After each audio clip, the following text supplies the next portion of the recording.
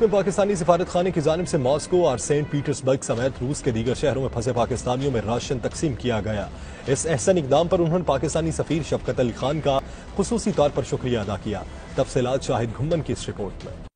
روسی دارالحکومت ماسکو میں کثیر تعداد میں پاکستانی طلبہ زیر تعلیم ہیں جو لاک ڈاؤن کی وجہ سے ہاسٹل تک محدود ہو کر رہ گئے تھے، جنہیں پیسے ختم ہونے کی وجہ سے شدید مشکلات کا سامنا کرنا پڑ رہا تھا۔ وزیر اعظم پاکستان عمران خان کے احکامات کی روشنی میں پاکستانی سفارت خانہ کی جانب سے راشن تقسیم کیا جا رہا ہے، جسے پاکستانی کمیونٹی نے بے حد سراہا ہے۔ انہوں نے پاکستانی سفیر شفقت علی اور وزیر اعظم عمران خان کا خصوصی طور پر شکریہ بھی ادا کیا ہے۔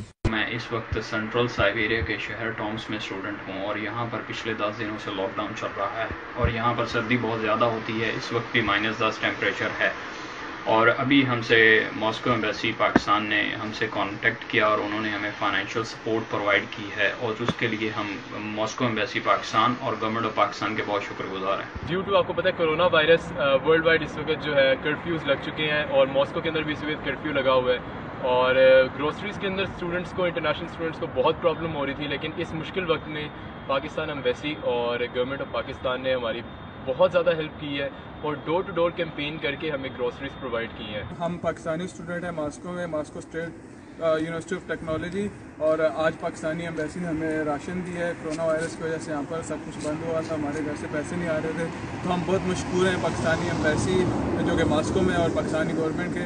روس میں کرونا وائرس کے پھیلاؤ کے لیے لاک ڈاؤن جاری ہے، جس کی وجہ سے ماسکو، سینٹ پیٹرزبرگ سمیت ملک بھر میں پاکستانی پھنسے ہوئے ہیں۔